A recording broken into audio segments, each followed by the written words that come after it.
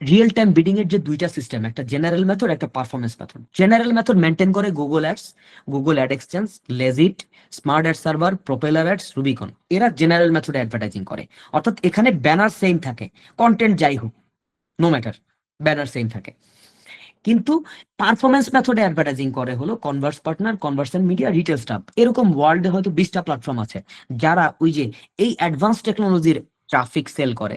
অর্থাৎ যেখানে আপনি ট্রাফিক কিনলে কি পাবেন, আপনার এফিলিয়েট লিংক ব্যাকএন্ডে চেঞ্জ হয়ে যাবে, সেই ফ্যাসিলিটিটা পাবেন। ওকে, পরের স্টেজে আসি। যেমন জেনারেল মেথডে আমরা অনেকেই জানি অ্যাডসেন্স, স্মল পাবলিশার্স, এরা জেনারেল মেথডের অন্তর্ভুক্ত।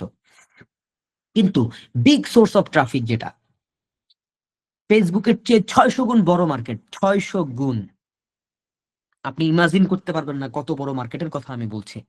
ফেসবুকের চেয়ে 600 গুণ বড় মার্কেট যেটা, সেই বিশাল ট্রাফিক সোর্স, 600 গুণ বড় ট্রাফিক সোর্স হলো targeted blogging platform, CNN, New York Times, Newsweek, Daily Sun. এদের কিন্তু এরা শুধু নিউজ পোর্টাল না, বা এরা শুধু নিউজ চ্যানেল না, এদের পাশাপাশি টার্গেটেড ব্লগিং প্ল্যাটফর্মও আছে এবং এদের হিউজ টার্গেটেড ট্রাফিক আছে। পাশাপাশি pay later app Klarna, Afterpay, Zip, Tabby, এদের কি আছে, হিউজ ট্রাফিক আছে। এই পে লেটার অ্যাপে মানুষ কখন যায়, যখন তাদের প্রোডাক্ট কিনতে মনে চায়, যখন তাদের ক্রেডিটের প্রয়োজন পড়ে। কুপন এবং ডিল ওয়েবসাইট আছে অনেক, যেমন রিটেল মেনট, কুপন শেফ, তারপরে কুপন.com। হ্যাঁ, কুপন, এই প্ল্যাটফর্মগুলোতে মানুষ কখন যায়, যখন তার কেনার ইচ্ছা জাগে।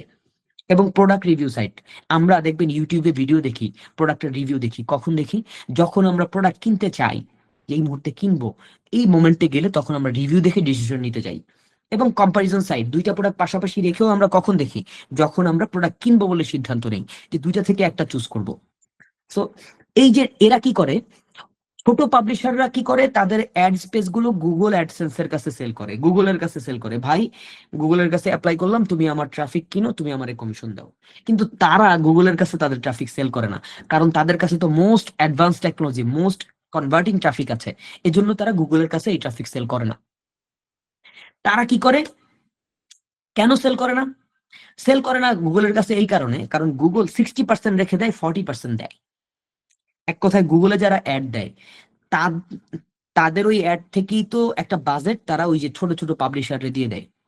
অর্থাৎ যাদের অ্যাডসেন্সের অ্যাপ্রুভাল আছে, যাদের ওয়েবসাইটে ভিজিটর আছে, যাদের ওয়েবসাইটে অ্যাড ব্যানার শো করে, তাদের ওয়েবসাইটকে পার ট্রাফিক পারপাস একটা কমিশন দিয়ে দেয়। কত পার্সেন্ট দেয় সেটা, যদি গুগল $1 চার্জ করে তাহলে 40 সেন্ট দেয়।